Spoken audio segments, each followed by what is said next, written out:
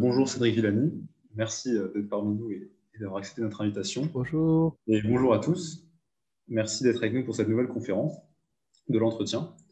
Donc l'entretien, c'est un lieu de discussion dont la vocation est de vous faire découvrir et approfondir la compréhension du monde politique, économique et culturel, puisque nous sommes convaincus que les ingénieurs ou futurs ingénieurs que nous sommes avons toute leur place dans le débat public autour de ces questions. Et nous sommes vraiment ravis de vous voir si nombreux pour cette première conférence organisée par le nouveau bureau qui s'annonce passionnante.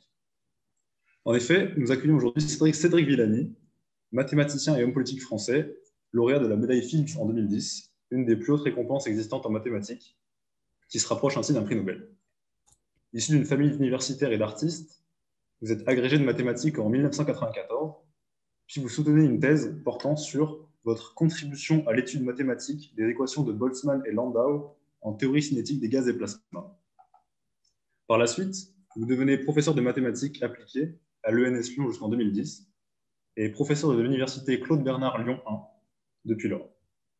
En parallèle, vous avez été co-directeur de l'Institut de recherche mathématique Henri Poincaré de 2009 à 2017. Et en 2010, après avoir reçu votre distinction, vous avez arrêté vos travaux pour vous consacrer plus largement à la vulgarisation scientifique et mathématique notamment, en animant des conférences, en participant à la rédaction de livres, ou même la création d'un documentaire « Comment j'ai détesté les maths ». Enfin, en 2017, vous vous lancez dans le monde politique, en étant candidat à La République En Marche aux élections législatives dans la 5e circonscription de l'Essonne. Vous êtes élu, et depuis lors, vous exercez donc la fonction de député, même si vous n'appartenez plus à La République En Marche. Vous avez également été candidat à la mairie de Paris aux élections municipales de 2020, sans toutefois être élu. Bonjour Cédric Villani. Bonjour. Alors, pour commencer, vous connaissez sûrement le concours Ma thèse en 180 secondes. C'est un concours qui permet aux doctorants de présenter leur sujet de recherche en français à un auditoire profane et diversifié. Et donc, on aimerait vous demander, pour commencer, en 3 minutes, de faire un exposé clair, concis et convaincant sur votre projet de recherche et d'expliquer un petit peu plus particulièrement le travail qui vous a valu la médaille Fields en 2010. Merci beaucoup pour l'exercice, pour la proposition. Et vous faites bien de commencer par ma thèse en 180 secondes. Une belle institution, ça m'est arrivé de participer à des jurys. Je suis tombé dans la marmite mathématique à l'école, comme bien du monde. Et j'ai appris à faire des démonstrations au collège. Pendant des années et des années, chaque année a été consacrée pour moi en tant que mathématicien, à apprendre à faire des démonstrations plus complexes que l'année précédente. Jusqu'au jour où je me suis retrouvé, un peu par hasard, dans ces questions de démonstration mathématique liées à la physique mathématique, occupé sous l'influence de mon directeur de thèse, mais aussi de plusieurs autres grandes personnalités mathématiques, à tenter de comprendre, avec des outils mathématiques, le fonctionnement de certains fluides qui nous entourent, des gaz et des plasmas. Dans un gaz, les molécules sont animées d'une agitation permanente, s'entrechoquent comme dans un gigantesque chaos. C'est le billard moléculaire rêvé par Ludwig Boltzmann et James Clerk Maxwell à la fin du XIXe siècle. Chaque trajectoire est absolument imprédictible et pourtant, du fait même de cette imprédictibilité, du fait que les particules agissent les unes les autres d'une façon telle qu'elles oublient les correspondances, les corrélations qu'elles pouvaient avoir, on peut prédire l'évolution de ces gaz. C'est la fameuse découverte de Boltzmann selon laquelle spontanément, dans un gaz isolé, l'entropie augmente. Le chaos moléculaire tend à augmenter et finalement, on se dirige vers l'état qui est le plus imprédictible possible en un certain sens, un état caractérisé par des distributions de vitesse qui sont gaussiennes et par des températures et densités uniformes à travers la boîte. Comprendre mathématiquement quels sont les phénomènes qui sont mathématiquement sous-jacents à cette évolution, ça a été l'un des enjeux de ma thèse, mais également, après avoir compris comment on peut analyser la vitesse de convergence vers l'équilibre, me tourner vers une autre classe de fluides complètement différente, les plasmas, dans lesquels les électrons sont séparés des noyaux, dans lesquels les électrons se repoussent les uns les autres en vertu de la loi classique sur lesquels les charges négatives se repoussent, des fluides qui sont mystérieux parce que même si les collisions y jouent un rôle négligeable, il y a pour pourtant une stabilité. C'est quelque chose qui est bien connu en physique des plasmas, qui sous-tend un nombre considérable d'articles de réalisation théorique et expérimentale. Pourtant, c'est quelque chose d'inhabituel à notre échelle. Ce sont les frottements, les collisions qui, la plupart du temps, sont liés à la stabilité. Quand vous avancez sur un sol sans déraper, c'est bien parce qu'il y a des frottements. Dans un plasma, pas de collision, pas de frottement, pas de choc, et pourtant c'est stable.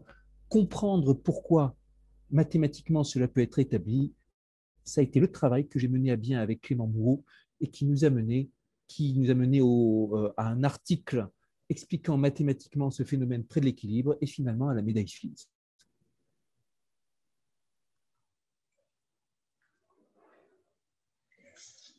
Merci beaucoup pour cette présentation. Je voudrais revenir maintenant un petit peu sur l'enseignement, parce que dans le cadre de vos fonctions à l'Assemblée nationale, c'est quelque chose sur lequel vous avez travaillé plusieurs fois, notamment en 2018, vous aviez publié un rapport Donner un sens à l'intelligence artificielle, dans lequel vous faisiez plusieurs recommandations pour améliorer les conditions de l'enseignement supérieur, éviter entre autres la fuite des cerveaux et encourager les jeunes à se tourner vers des carrières universitaires. Je voudrais aussi revenir un petit peu sur le secondaire, parce que certes, il y a un certain nombre de problèmes dans l'enseignement supérieur, mais peut-être que l'enseignement des mathématiques fait particulièrement peur aujourd'hui dans le secondaire. Certains prétendent qu'il y a une baisse constante de niveau des programmes depuis des décennies. En tout cas, notre système éducatif a été sanctionné récemment par plusieurs classements internationaux, notamment celui de l'OCDE qui a fait pas mal de bruit. Le ministre de l'Éducation, vous avez confié une mission sur la question et vous aviez proposé, toujours en 2018, 21 mesures pour l'enseignement des mathématiques. Vous y vantiez, entre autres, la méthode dite de Singapour, avec un peu moins d'abstraction et plus de manipulation. Est-ce que vous pourriez nous décrire rapidement votre vision d'un enseignement plus performant en France ? Non seulement vous faites bien d'insister sur le secondaire, pas que le supérieur si on veut jouer sur la souveraineté en matière de sciences et de technologie de la nation, mais en fait, il faut remonter même encore en amont. Le rapport que j'ai rendu avec Charles Torossian au début de l'année 2018, il insistait encore davantage sur l'échelon primaire, qui est celui auquel se joue la grande majorité des décrochages et celui qui est essentiel pour garder les élèves dans la course. Mathématiques, c'est assez cruel. Si vous décrochez dans une classe, en pratique, vous ne rattrapez pas à la classe d'après, sauf exception. Aussi parce que c'est entièrement cumulatif, parce que les concepts sont de plus en plus complexes. Je vous parlais tout à l'heure de cet apprentissage démonstration au collège. Si vous loupez cette partie-là au collège, vous n'allez pas revenir dedans au lycée. Et la méthode de Singapour, elle fait partie justement de ces méthodes, de ces enjeux pour les petites classes. Alors, j'insiste bien, contrairement à ce qui a été beaucoup relayé ou annoncé par les médias ou par les commentaires et les résumés de mon rapport, nous ne recommandions pas la méthode de Singapour. Nous recommandions d'une part certaines catégories de méthodes qu'on appelle parfois des méthodes explicites, dans lesquelles on met un point d'honneur avant d'aborder les concepts à intervenir en proximité du jeune élève à travers des manipulations, du travail de classification, hein, manipuler, nommer, conceptualiser, c'est le triptyque sur lequel est assis la méthode de Singapour, mais la méthode de Singapour n'est pas la seule méthode à utiliser cela. D'ailleurs, la méthode de Singapour, ainsi appelée, faisait la synthèse d'un certain nombre de méthodes occidentales, par exemple la méthode Freinet. On retrouve certains des principes dans la méthode Kuisner qui était appliquée en France bien avant qu'on commence à parler de Singapour comme étant sur la carte pédagogique. La méthode Montessori a influencé la méthode de Singapour et ainsi de suite. Donc, je ne suis pas en train de vanter une méthode plutôt qu'une autre, mais en train de vanter le fait de commencer par les manipulations et les choses tangibles avant de passer au concept. Maintenant, il faut rappeler aussi qu'il y a une liberté pédagogique comme l'un des principes fondamentaux de notre éducation. Un enseignant a le droit d'appliquer la méthode qu'il lui plaît pourvu que ça marche. Et c'est quelque chose sur lequel il est hors de question de revenir. Et en pratique, les méthodes que les enseignants se sont appropriées, qu'ils ont pu tester, fonctionnent mieux que les méthodes qui leur sont imposées. Il y a un phénomène d'adaptation, il y a un phénomène d'engagement jouant au niveau psychologique qui est considérable en matière d'éducation, matière extrêmement, sujet extrêmement difficile. Merci. Monsieur Villani, vous êtes médaillé Fields, vous avez fait Normal Sup, le lycée Louis-le-Grand. Est-ce qu'un si brillant parcours, ce n'est pas aussi un frein dans le cadre de la rédaction d'un tel rapport, dans la mesure où ça vous éloigne peut-être de la perspective d'un collégien qui a du mal avec le théorème de Pythagore ou même d'un écolier qui peine sur les additions? Il me semble que pour écrire ce genre de rapport, la condition la plus importante, c'est celle de pouvoir être en relation de confiance avec l'ensemble des parties prenantes, avec les enseignants, avec les chercheurs, avec les universitaires, avec les rédacteurs de programmes, tout ça. Et qu'il est important d'avoir quelqu'un qui ait la connaissance de l'ensemble de ces communautés. Dans son parcours, les a connus. Également, ce serait une grossière erreur de laisser de côté le volet universitaire. Un enseignant commence par être formé, il se retrouve il est formé à travers un parcours universitaire, il va passer par des mécanismes de formation, et dans ces mécanismes de formation, il est important que le secondaire et l'universitaire travaillent ensemble. Important que le secondaire et le primaire travaillent ensemble aussi. Et donc, un profil universitaire pour cela me semblait quelque chose d'assez naturel.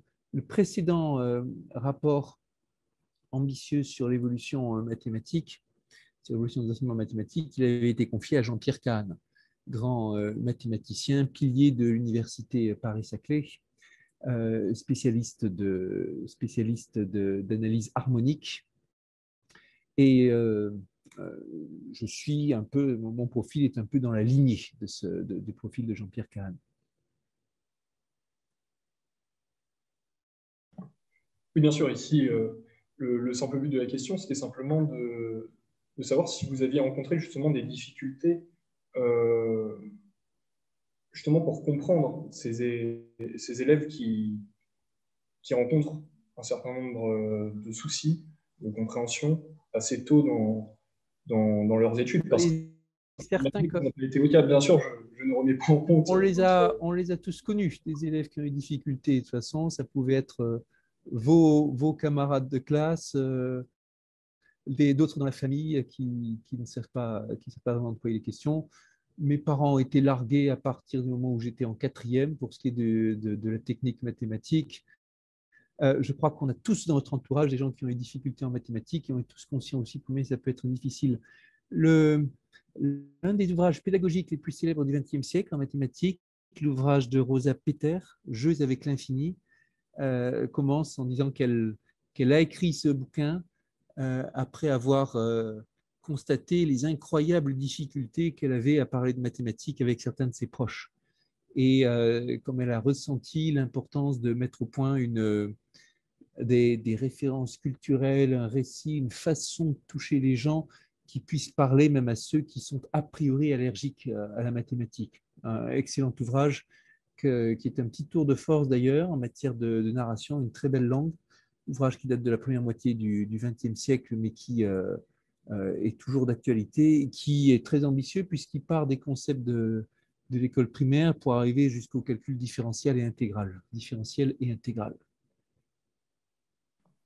Merci. Je me permets juste un petit interlude pour rappeler au public qu'ils peuvent poser leurs questions pour tout à l'heure dans l'onglet questions et réponses et voter pour celles qui leur semblent les plus pertinentes. Alors, une dernière question pour conclure sur cette partie enseignement. Un problème qui revient souvent aussi et qui semble assez central, c'est la crise d'attractivité peut-être du poste d'enseignant en mathématiques en secondaire.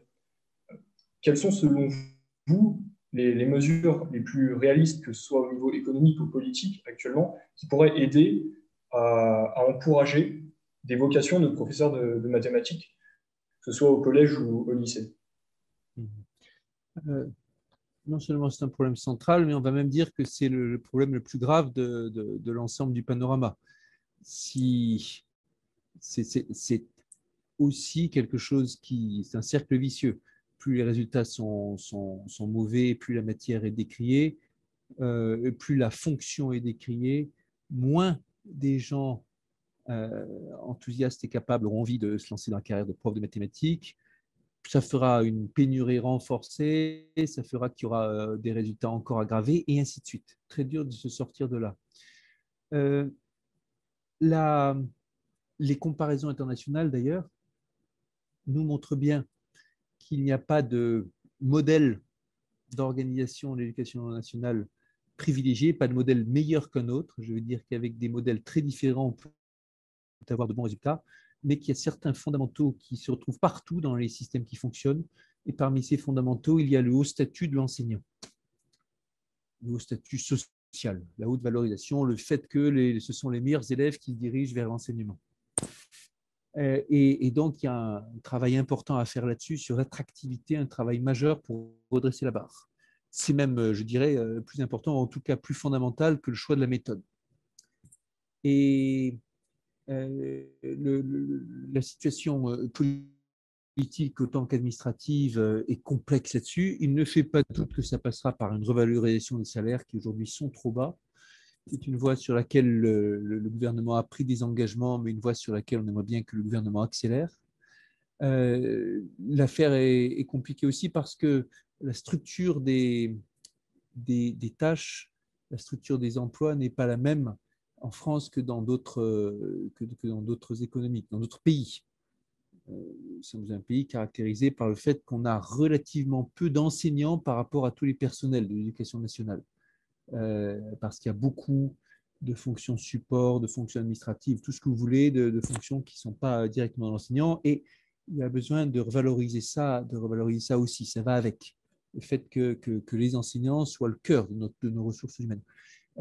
Les salaires sont bien sûr un sujet majeur, mais aussi les conditions d'exercice, d'emploi du temps, la façon dont le système sera géré au niveau des ressources humaines, pour en sortir avec les pratiques actuelles qui sont, j'ai pu le voir à maintes reprises dans ma famille pleine d'enseignants, qui sont en termes de ressources humaines peu valorisantes, qui n'encouragent pas à l'initiative, qui ne respectent guère l'individu et qui, bref, ne donnent pas envie tout simplement, qui a un énorme travail à faire là-dessus. Après, l'un des sujets sur lesquels nous avons insisté énormément avec Charles Torossian, le sujet sur lequel nous avons le plus insisté, c'est celui de la formation. Formation initiale et formation continue, mise en place d'une formation continue régulière, systémique, en proximité. Les systèmes qui réussissent à travers le monde sont aussi des systèmes dans lesquels la formation des enseignants et la façon d'accompagner les enseignants et de les soutenir est au point. C'est bien plus important de réparer cela, là encore, que de donner des conseils spécifiques sur une méthode ou une autre. Et on peut dire que le gouvernement l'a entendu. En revanche, la mise en œuvre est désespérément lente. Très bien, merci beaucoup.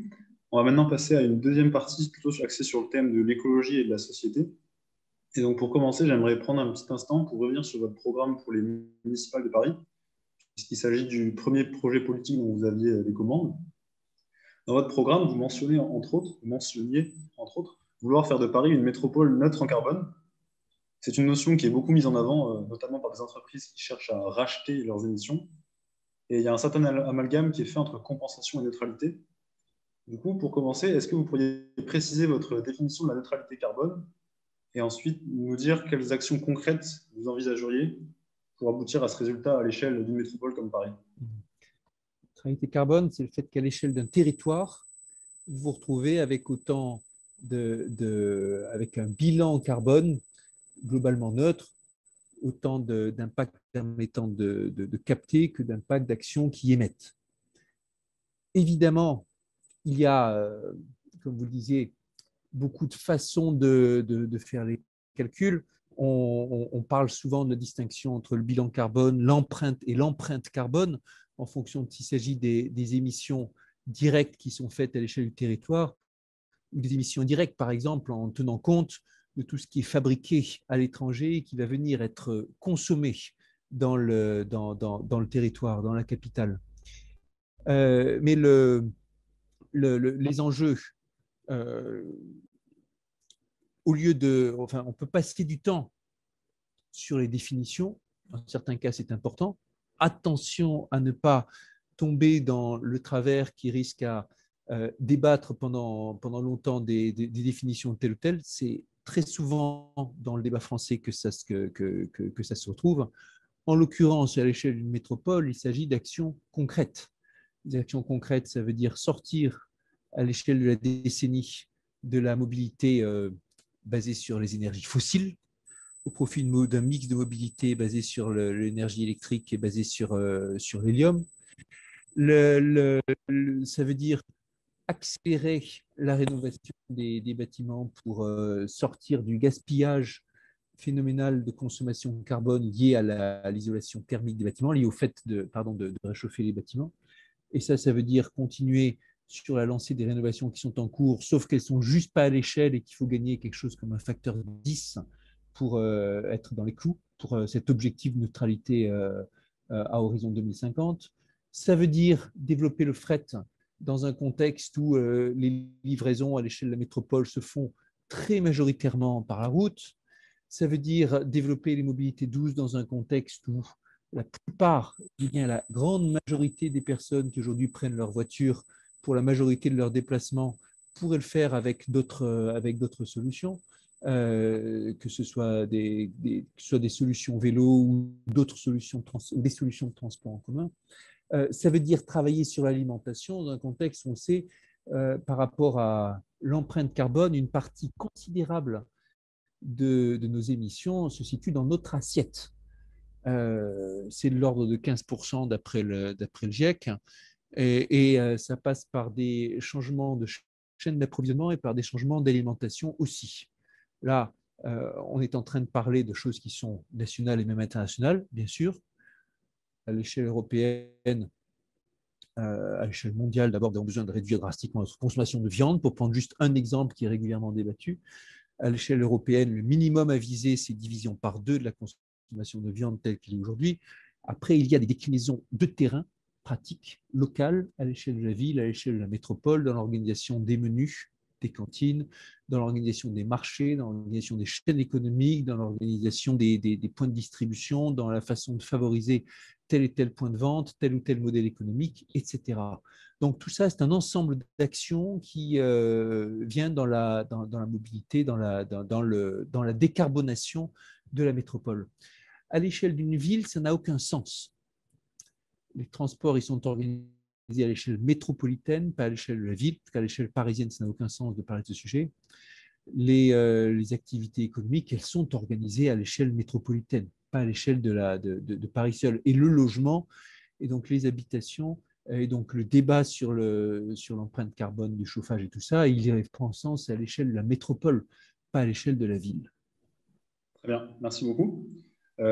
Ensuite, on a déjà pu un peu l'aborder, vous êtes intéressé à l'intelligence artificielle à travers un rapport rendu en 2018, et on vient de le dire, vous êtes aussi investi dans la cause écologique, vous aviez des mesures ambitieuses dans votre programme, vous avez aussi annoncé en janvier dernier votre apparentement à Génération Écologie au titre du financement de la vie politique de cette année. On a aussi également pu vous apercevoir à plusieurs reprises dans des manifestations comme la Marche pour le climat, en mars dernier par exemple. Et du coup, j'aimerais vous demander, pour vous, quelle place peut occuper l'intelligence artificielle dans la lutte contre le dérèglement climatique et la protection de l'environnement et de la biodiversité? Une vraie question à laquelle j'ai été confronté de plein fouet quand il s'agissait de rédiger mon rapport sur l'intelligence artificielle entre l'automne 2017 et printemps 2018. Et une question dure, parce que la vérité, c'est que on peut mettre de grands espoirs dans l'intelligence artificielle en général, mais les bénéfices de l'intelligence artificielle en matière environnementale, que ce soit pour la question climatique, ou pour la question de la biodiversité, ou pour la question des déchets, ou pour la question des ressources, ils sont pour l'instant minces et incertains. Alors que les inconvénients liés à l'intelligence artificielle et en particulier à l'usage des données, de matériel de stockage, d'hébergement et tout ça, ils sont lourds et pesants. Et je vais prendre quelques exemples. Vous pouvez, avec de l'intelligence artificielle, aider les personnes qui font de la conception, de rénovation de bâtiments et qui se demandent c'est quoi la meilleure façon de rénover les bâtiments de façon systématique, explicite pour gagner en protection, pour lutter contre la précarité thermique. Ou vous pouvez utiliser l'intelligence artificielle pour aider à l'agriculture en aidant à prévoir quel est le meilleur moment pour faire la récolte, en aidant à détecter des maladies. Vous pouvez utiliser l'intelligence artificielle et des analyses statistiques pour aider à déterminer le niveau de l'évolution de la biodiversité. Mais vous voyez que ce n'est que des gains indirects et qui viennent seulement soutenir des actions et des programmes de décarbonation, d'amélioration de l'environnement. Donc, ça ne vous dispense jamais d'investir, de faire les choix économiques en faveur de ces actions de décarbonation, de ces actions environnementales. L'intelligence artificielle, elle va aider tout autant ceux qui jouent en sens inverse. Elle va aider les entreprises qui cherchent de nouveaux gisements de pétrole, elle va aider les entreprises qui cherchent à faire de l'optimisation fiscale pour se soustraire à leurs obligations citoyennes, européennes, tout ce que vous voulez. Elle va aider les entreprises qui veulent mettre en place des modèles d'agriculture intensive, monoculture, tout ce que vous voulez.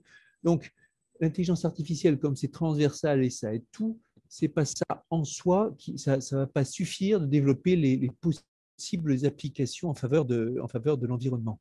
Il va s'agir, au-delà de développer ces applications, de vraiment mettre le paquet dans les choix budgétaires sur le bon côté du dilemme environnemental. L'Institut Rousseau vient de publier un rapport où il vous parle de l'addiction des grandes banques internationales aux énergies fossiles et de la façon dont tous les temps d'actifs et temps d'investissement de ces banques se font sur des secteurs qui sont polluants, qui correspondent, qui in fine reviennent à brûler du carbone fossile. Évidemment, tant qu'on a cette situation-là, vous pouvez appliquer tous les outils d'intelligence artificielle que vous voulez, ça ne pourra pas régler ou compenser ce noyau économique dur. Maintenant, pour les inconvénients de l'intelligence artificielle par rapport à l'environnement, l'intelligence artificielle vient avec de lourds investissements matériels, de consommation d'énergie, du stockage. Il y a un coût environnemental à cette consommation d'énergie, il y a un coût environnemental à ce matériel de stockage, à cet hébergement de données, à cette construction de matériel avec un recyclage très faible et un impact qui aujourd'hui est inquiétant. Et la mise en place d'une sobriété numérique, l'avènement de la sobriété numérique pour le secteur numérique est aussi un enjeu écologique impossible à éviter pour le futur. Maintenant, l'intelligence artificielle faisait partie des quelques secteurs dont je recommandais le développement, l'environnement, c'était l'un des 4 secteurs dont je recommandais le pilotage du déploiement au niveau de mon rapport sur l'intelligence artificielle. Parmi les 4 secteurs, c'est celui qui a le plus de mal à décoller dans la mise en œuvre des applications potentielles. Donc, même au niveau du déploiement des applications potentielles, le compte n'y est pas. Très bien, merci. Alors, une dernière question avant de laisser la parole au public. Vous avez d'abord donc été chercheur, puis vous avez entamé une carrière de vulgarisation. Maintenant, vous êtes devenu homme politique. Est-ce qu'on doit s'attendre à vous voir poursuivre la voie que vous empruntez actuellement, ou est-ce que vous avez de nouveaux projets, suite notamment, par exemple, aux élections législatives qui vont arriver assez bientôt? Moi, j'ai cette idée que quand vous vous lancez dans une vie ou un autre, dans un engagement, la décennie est la bonne échelle de mesure de temps. Et après mes activités mathématiques, alors entre la soutenance de ma thèse, et la médaille Fields, il s'est écoulé une douzaine d'années. Ma direction à l'Institut Poincaré, ça a duré 8 ans. Mon engagement sur la culture scientifique et la médiation mathématique, ça a duré une décennie, un engagement vraiment, vraiment à fond. Mon engagement pour la cause européenne, il a une dizaine d'années, hein, puisque j'ai commencé dès 2010 à militer dans les laboratoires d'idées fédéralistes et me considère toujours comme un fédéraliste, en assumant le mot. Je suis en politique nationale, je suis encore jeune au regard de tout cela. Et donc, on va bien continuer.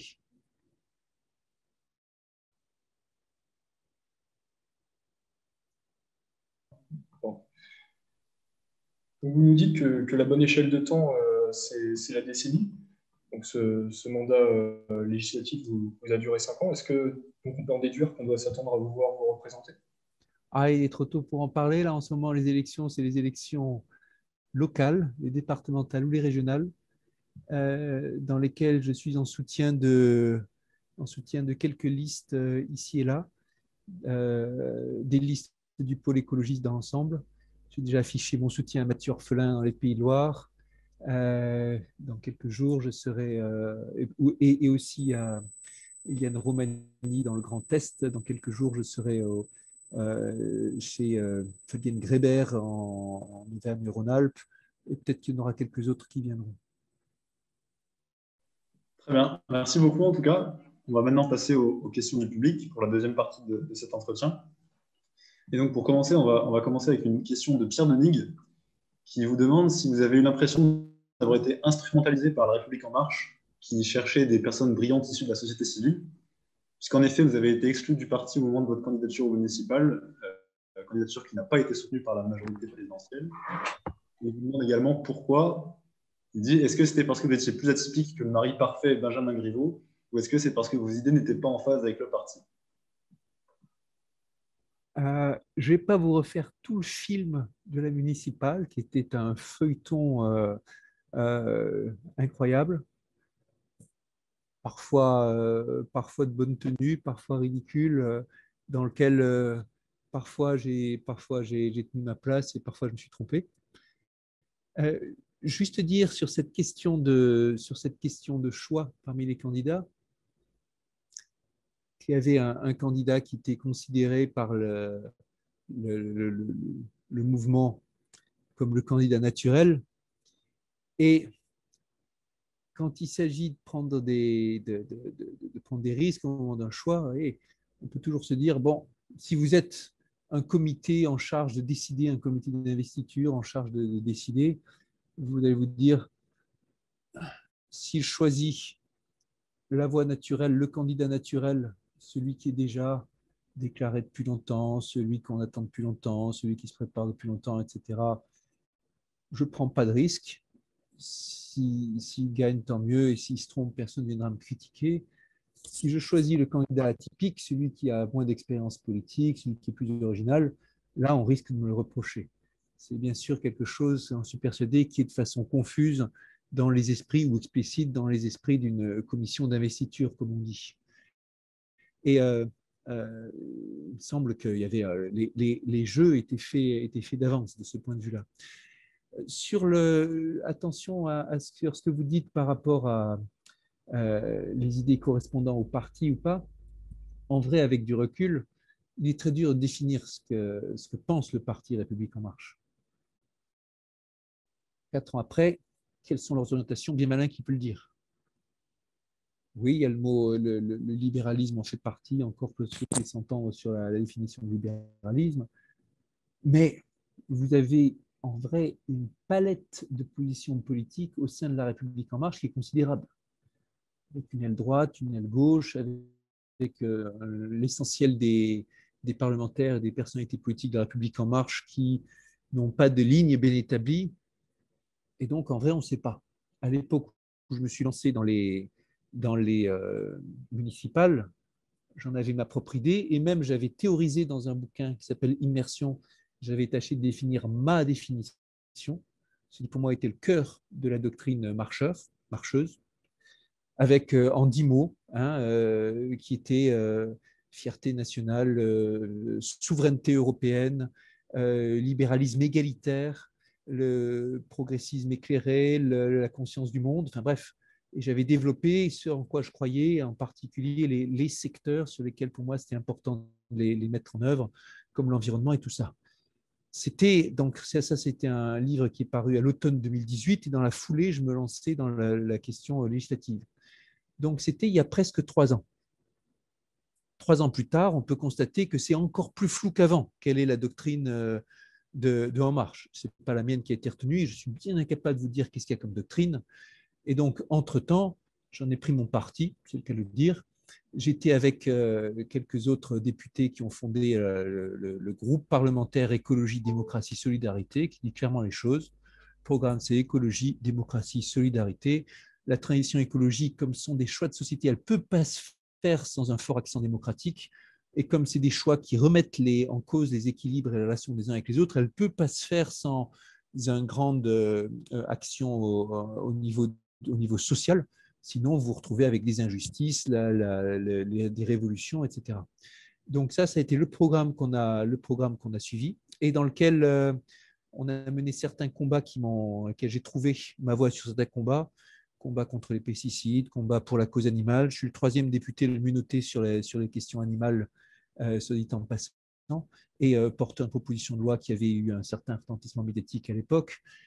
Et là, j'ai vraiment trouvé ma place. Dans la foulée, après être sorti de En Marche, je me suis apparenté à Génération Écologie, parti de Delphine Batho, avec un positionnement radical sur l'écologie, mais aussi sur les questions sociales, sur les questions féministes et sur les questions de laïcité, en tout cas avec une action forte et reconnue, pas exactement les mêmes prises de position que EELV sur un certain nombre de sujets de société, et à Génération Écologie, dans l'écosystème Génération Écologie, je me suis senti tout à fait à ma place. Ça a été un des bouleversements personnels aussi. Je suis devenu végétarien dans la foulée, au cours de ce processus, où il s'agissait de trouver mes thèmes, mes problématiques, et de les mettre en cohérence mes sensibilités scientifiques avec ma sensibilité politique. Alors, très bien, merci beaucoup. On va maintenant passer à une autre question publique, donc de Antoine Glory. Cette fois, on va essayer de lui passer la parole à lui-même, comme ça il pourra vous la poser de vive voix. Alors... Oui, merci beaucoup. Bonjour Monsieur Villani. Donc ma question, c'était en deux, enfin la principale, c'était dans quelle mesure la liberté de choix d'un enfant ou d'un jeune de ne pas faire de maths doit l'emporter ou non sur l'imposition de l'enseignement de la matière. Et la question qui en découle un petit peu, suite au changement du baccalauréat, c'est est-ce que le système anglo-saxon favorise l'enseignement des sciences théoriques ou en creuse les écarts? D'abord, dans le système anglo-saxon, en particulier dans le système américain, vous savez qu'il y a bien plus de permissivité que dans le système français, et que vous pouvez vous retrouver à abandonner les mathématiques assez tôt dans le cursus aux États-Unis. Ça permet même de faire des comparaisons, et j'ai vu des études bien documentées, je ne sais plus à quel niveau scolaire elles étaient faites exactement, mais qui montraient que le fait de suivre des études en mathématiques amène une meilleure compréhension non seulement en mathématiques, mais aussi dans les autres disciplines. Parce que le cours de mathématiques, ce n'est pas seulement un cours de mathématiques, c'est un cours de raisonnement, c'est un cours d'argumentation déductive. Là où dans tous les autres cours, là où dans toutes les autres formes de raisonnement habituelles sont plus basées sur l'expérimentation, le raisonnement inductif, la généralisation. Et donc, on ne peut pas se passer, ça c'est ma conviction, dans une formation, on ne peut pas se passer d'une formation et d'une initiation à la mathématique. Maintenant, l'évolution actuelle en France du système a été très controversée ces derniers temps au niveau du lycée, particulièrement sur le programme de première et terminale. Première remarque, c'est que tant qu'on n'a pas résolu le problème de recrutement des enseignants de mathématiques, c'est illusoire d'espérer redresser l'ensemble. Ma deuxième remarque, c'est que le cours de sciences, tronc commun, tel qu'il avait été formulé par suggéré par le ministère de l'Éducation nationale. Ce n'est pas dans notre rapport, mais dans les ambitions qui étaient affichées, ça me convenait tout à fait. Un cours qui s'adresse à tous et dans lequel on parle de mathématiques intégrées à la biologie, intégrées à la chimie, intégrées aux grands enjeux des sciences de la Terre. Moi, ça me va très bien. Aujourd'hui, nos jeunes, même ceux qui sont allés jusqu'à la terminale, n'ont pas de telles connaissances et sont persuadés pour la plupart que mathématiques, c'est juste une façon d'embêter les jeunes et que c'est déconnecté de la réalité. Ces cours, cette idée de cours pluridisciplinaire, elle est complètement dans la foulée d'actions que j'ai pu porter en vulgarisation scientifique, comme mon cycle de conférences à la Maison des Métallos, 10 heures de conférences en stand-up dans une salle culturelle, où je mettais un point d'honneur à montrer comment l'âge de la Terre, c'est un problème de mathématiques, une gamme musicale, c'est un problème de mathématiques, certains problèmes qui sont liés, certaines questions artistiques, elles sont liées à la mathématique, etc., etc. Donc moi, ça me convenait tout à fait dans les ambitions. Maintenant, force est de constater aujourd'hui que le cours tel qu'il est aujourd'hui est impossible à gérer, parce que les horaires ne sont pas assez élevés, et parce que les enseignants n'ont pas eu le temps nécessaire pour mettre au point les contenus, faire la coordination entre équipes pédagogiques et tout ça. Donc, il ne faut pas forcément revenir sur ce principe, mais l'améliorer pour qu'on puisse vraiment mettre en valeur mathématiques comme faisant partie d'un ensemble de cultures scientifiques qui peut avoir un impact majeur. Merci. On va maintenant passer la parole à Yann Trémonger. Bonjour Monsieur Villani, est-ce que vous m'entendez bien? Oui, je vous Très entends. bien. Alors, déjà, merci beaucoup d'avoir accepté cette invitation. Et du coup, je m'attardais sur votre analyse de l'intelligence artificielle et de son bilan écologique. Et c'était pour savoir si vous aviez à peu près le même bilan à faire sur le déploiement de la 5G, à savoir que possiblement, on va y perdre sur le bilan carbone en analyse globale, et si vous pensiez que des solutions low-tech pourraient être une solution possible pour l'avenir. J'en suis convaincu. D'abord, beaucoup d'acteurs pensent que plus personne aujourd'hui de bonne foi ne pense que l'adoption de la 5G va aller avec une réduction de la consommation d'énergie. Même les grands acteurs qui déploient les solutions, je pense que c'était ce qu'avait dit peut-être M. Bouygues dans une audition parlementaire, en disant peut-être au début, il va y avoir une décroissance d'énergie, mais ensuite, ça va très vite revenir et dépasser certainement ce qui est aujourd'hui. Ensuite, quand les promoteurs de la 5G vous disent ça va permettre de développer l'Internet des objets, ce qui sera formidable pour plein d'applications, l'Internet des objets, ça veut dire quantité phénoménale de nouveaux objets qui vont chacun venir avec leur empreinte carbone, leur coût, des déchets en plus.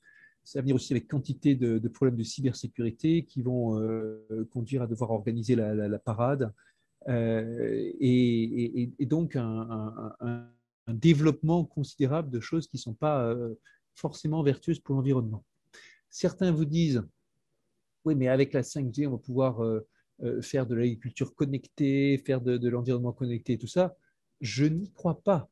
Pour les applications à l'agriculture ou à l'environnement, vous n'avez pas besoin, pour toutes les applications que je connais, de très haut débit, de gigantesques bases de données.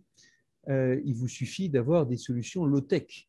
L'exemple des communications à très bas débit, ce que certains appellent la 0G, les communications très bas débit, très faible mémoire. Sigfox, c'est l'entreprise qui, dans le monde entier, s'est positionnée sur ce segment-là. Je suis beaucoup plus prêt à parier là-dessus. Ça ne veut pas dire qu'il ne faut pas développer les très hauts débits, bien sûr. Pour certaines applications, on aura besoin, mais il n'y a pas de raison que tout le monde en éprouve le besoin. On est ici sur des choses qui relèvent de la commodité, du confort. Aujourd'hui, la 5G, là où elle est déployée, elle sert essentiellement à faire des à faire davantage de jeux en réseau, pas à sauver la planète. On peut dire on a ce genre de problème dans bien des sujets. Je vais prendre un autre exemple. La transition agroécologique. Tout le monde est persuadé qu'il faut la faire. Et c'est extraordinairement alarmant ce qu'on a comme perte de biodiversité, de richesse dans les sols, de carbone dans les sols, ce qu'on a comme problème lié à l'articulation avec l'élevage intensif. Pour des questions aussi bien éthiques que de santé, que d'environnement, c'est notre devoir de sortir de l'élevage intensif. Maintenant, quelle solution par rapport à cela?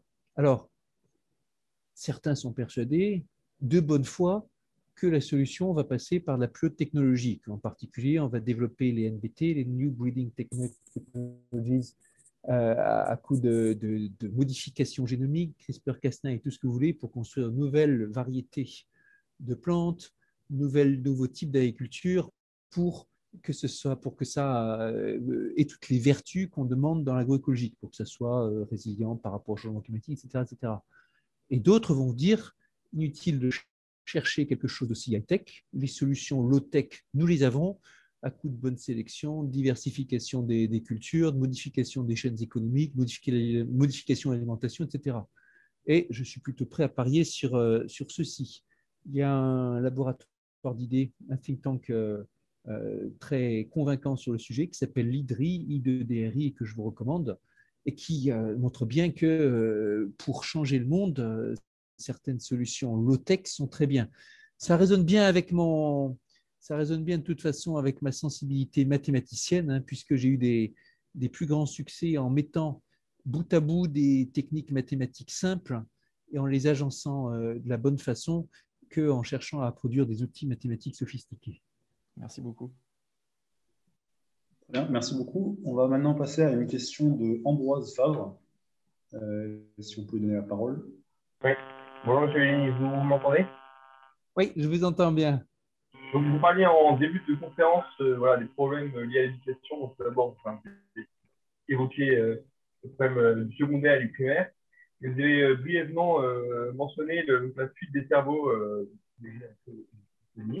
Est-ce que vous avez des précisions sur le sujet? Est-ce que vous avez également des solutions, des leviers d'action pour réduire la fuite des cerveaux? Il y a d'abord, pour parler de fuite des cerveaux, je vais me placer résolument à une échelle européenne et dire que notre objectif, c'est de travailler sur la souveraineté européenne, faire qu'il n'y ait pas un flux constant de l'Europe vers l'Amérique en particulier. Ça, c'est une fuite des cerveaux. L'autre fuite des cerveaux, c'est du public vers le privé à sens unique. Évidemment, je n'ai rien contre le privé, au contraire, mais c'est important que les trajectoires puissent se faire en aller et retour, qu'on voit des gens du privé qui reviennent vers le public ou qui viennent vers le public, des gens du public qui aillent vers le privé. J'ai vu dans ma carrière de directeur d'institut à quel point c'était important dans mon institut pour le meilleur fonctionnement d'avoir des gens qui venaient du privé et des gens qui venaient du public.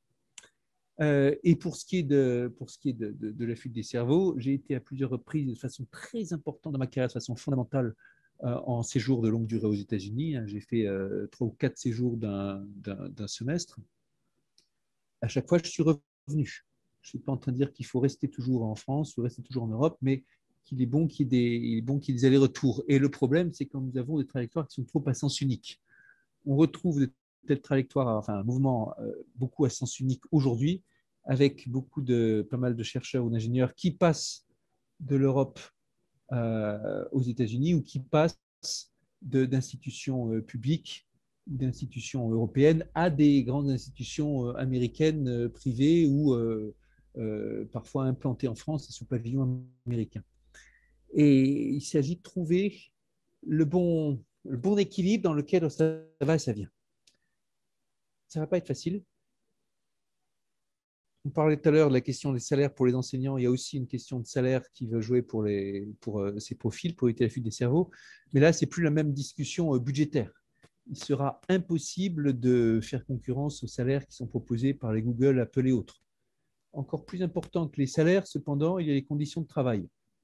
Le fait d'avoir des équipes, des moyens de calcul, des infrastructures à disposition, la confiance des autorités, des projets intéressants, l'impression d'être utile. Toutes ces choses-là sont au moins aussi importantes que le salaire.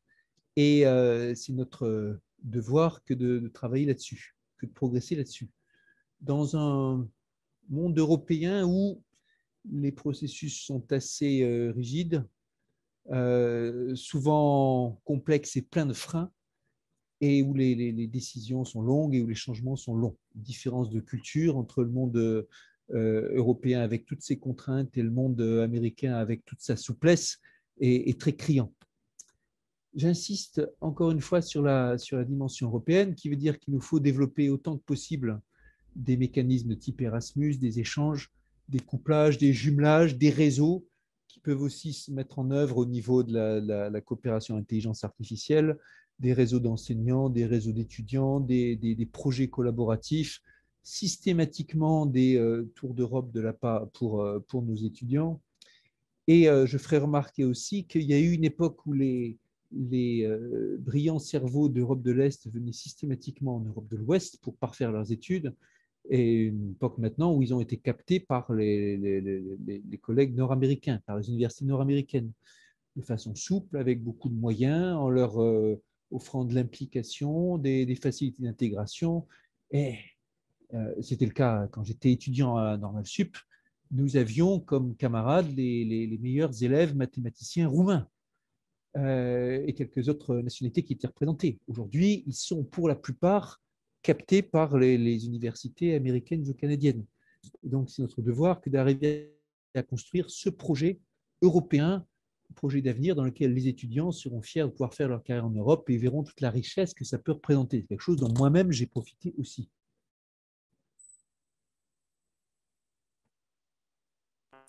Merci beaucoup. Très bien, merci. Ensuite, on va prendre la question de Yuri, donc s'il va venir la poser.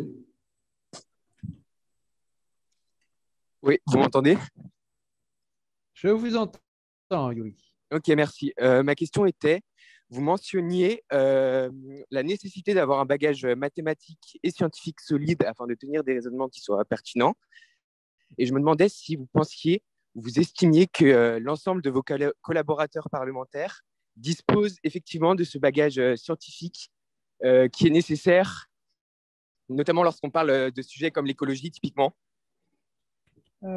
Non, ils n'ont pas tous ce bagage scientifique solide, mais avec de la curiosité, de la volonté, l'écoute des bonnes sources et une attitude d'esprit ouverte et rigoureuse, on arrive à faire beaucoup de choses. Ça peut être mon boulot de trancher ou d'arbitrer parfois. Mes collaborateurs, je sais qu'ils ont tous en tête les références et on le travaille ensemble systématiquement. Genre, sur tel sujet, ça serait bien de demander conseil à tel think tank, ou tiens, il y a un scientifique qui fait cela. Sans arrêt, on échange des informations sur notre boucle interne et les uns et les autres, on se recopie les articles, les données, les chiffres. On suit, on s'informe. Aujourd'hui, il y a complètement matière à avoir toutes ces informations et à avoir toutes ces personnes. Et on a pu faire des choses très techniques avec certains de mes collaborateurs. Parler de la question environnementale, oui, elle peut être très technique. Quand il s'est agi d'aller sur les enjeux animaux, on a eu par exemple, on a assisté à des séminaires internationaux montés par des associations welfaristes. Je me souviens de cette conférence dans laquelle on avait repéré qu'il y avait un vétérinaire allemand très intéressant qu'on a réinterviewé, sur lequel on a dû faire le travail de traduction pour bien comprendre ses arguments par rapport aux questions différentes de sélection variétale sur l'élevage intensif des cochons, et où on allait dans la technique. Mais je me souviens aussi de choses extrêmement techniques qu'on a pu faire d'un point de vue récemment sur les questions d'ouverture aux archives en lien avec les essais nucléaires, où la question technicité, elle était plutôt sur les constructions légales. Là aussi, il faut avoir un esprit extrêmement rigoureux pour pouvoir démêler les choses. Ou encore le travail qu'on a pu faire sur l'instruction en famille. Ça, c'est quelque chose que j'ai appris en politique et qui, pour moi, est important. Quel que soit le sujet, il y a une façon de l'instruire en allant chercher la technique et les experts. Instruction en famille, l'instruction à domicile, c'est quelque chose sur lequel plein de monde a des idées très arrêtées, mais très rares sont ceux qui ont pris la peine de consulter les experts, de regarder la littérature et de voir les expériences. Les experts, on les a trouvés, on a discuté avec eux, on a longuement revu les statistiques, les chiffres avec eux. C'est un travail qu'il fallait faire, un travail sur lequel on a passé un certain nombre d'heures, pouvoir dire, là où certaines instructions en famille, c'est ceci, non, c'est cela, on va faire, dire non, mais attention, là, on a les chiffres, on a les études, on a ceci. L'instruction en famille, ce ne sont pas les profils d'élèves que vous pensez, il y a beaucoup de motivations différentes, il y a des asiques qui sont telle chose, et ainsi de suite. Et donc, sur tous les sujets, même ceux qui semblent vraiment humains, il y a de la technique qu'il faut acquérir, dans laquelle il ne faut pas hésiter à se plonger. Une fois que vous avez... Alors, certains sont très forts en politique pour, même s'ils ne connaissent pas un sujet, aller de façon déterminée et parler et dire, et ils pourront très bien défendre notre position quelques semaines plus tard de façon très déterminée et convaincante, je dois le dire. Pas moi. Moi, j'ai besoin d'avoir la technique baquée et de savoir qu'est-ce qui est certain ou qu'est-ce qui est incertain, mais en tout cas de savoir quel est l'état de l'art sur la recherche dans la question pour être assuré et convaincant. Bien, merci beaucoup. On va vous poser une dernière question. Alors, cette fois, c'est nous qui allons la poser parce que le spectateur n'a pas donné son nom avant de conclure. Quels sont rapidement, selon vous, les métiers qui auront un rôle majeur à jouer face aux défis actuels? Premièrement, des métiers très traditionnels doivent revenir au centre de l'attention. Je veux dire agriculture, élevage, des choses comme ça. Enfin, impossible de parler de révolution, de transition écologique si on ne s'intéresse pas de près à l'agriculture, à l'élevage, au métier d'agriculteur, au métier d'éleveur, etc. Ensuite, le métier fondamental pour reconstruire l'avenir, le métier d'enseignant, il va durer encore longtemps. Ce n'est pas demain à la veille qu'on aura des algorithmes pour remplacer les enseignants. Donc, ce métier-là, il reste fondamental. Après, dans des métiers qui sont également des métiers d'avenir, je vais sans surprise insister sur les métiers scientifiques et tous les métiers scientifiques. Les biologistes, les chimistes, les mathématiciens, les physiciens, les mécaniciens, les roboticiens, mais aussi les sciences humaines et sociales qui vont être de plus en plus sollicitées et qui prennent de la visibilité en ce moment pour comprendre comment est-ce qu'on fonctionne en tant que société avec les flux d'informations, comment est-ce que les grands conflits se mettent en place, comment est-ce qu'on arrive à transmettre. Tout ça, ça va continuer, ça va augmenter, je dirais même, en demande. Après, parmi les métiers nouveaux, c'est très dur de ne pas dire, mais tout ce qui est métier d'interface, de passage, des gens qui vont s'occuper de faire de l'édition de contenu, de faire de l'organisation, d'expérimentation ou des choses comme ça, ça va grimper. Je suis très frappé de ce que, par exemple, dans un domaine qui m'est cher, celui de la médiation scientifique et technique, sont apparus récemment des profils complètement nouveaux d'influenceurs, par exemple sur YouTube, dépendant pas d'une grande boîte publique ni d'une grande boîte privée, à leur propre compte parfois, vivant des cotisations de ceux qui les suivent, et pour certains faisant de la vulgarisation et de la médiation de haut niveau à travers la digestion d'un grand nombre de références scientifiques, techniques. C'est un nouveau métier qui est venu avec le nouveau contexte par rapport à l'information. Ça concerne peu de monde. Mais on va se retrouver avec beaucoup de métiers nouveaux qui, donc, chacun concernera peu de monde, mais qui globalement dessinera un contexte qui globalement dessinera un paysage assez renouvelé. Sur le sujet que j'ai le plus travaillé en tant que parlementaire, qui est celui de l'intelligence artificielle, l'intelligence artificielle va venir avec, plutôt que de nouveaux métiers, un nouveau partage des tâches, où certaines tâches qui étaient auparavant incorporées à un métier pourront passer à un autre métier, où le métier se transformera en une supervision différente, et où donc je pense plus qu'on sera sur de la transformation des métiers que sur l'apparition de nouveaux métiers dans l'ensemble. Sont vraiment des choses qu'il va falloir voir, étudier et regarder ensemble. Parmi les choses qui sont sûres, chers amis, les formations scientifiques ont beaucoup à apporter dans le monde du futur. Et il s'agit de toutes les sciences, et toutes les sciences en synergie, et toutes les sciences d'interaction. Sciences dures et sciences humaines, sciences biologiques et sciences mathématiques, tout ce que vous voulez. Et c'est votre devoir, si vous êtes là-dedans, à la fois de ne pas avoir peur de la spécialisation et d'aller très fort dans la technique, en même temps de ne pas avoir peur du dialogue interdiscipline global. Voilà. Merci beaucoup, Monsieur Villani, pour cet entretien. J'en profite aussi pour remercier tous les étudiants qui sont venus y assister. Et puis, eh bien, je vous souhaite une bonne journée à tous. Merci beaucoup, ça a été un plaisir de discuter avec vous. Bon courage dans toute la suite. Très bien, merci beaucoup. C'est gentil. Allez, bon courage. Au revoir. Merci. Au Merci revoir. beaucoup, bonne journée.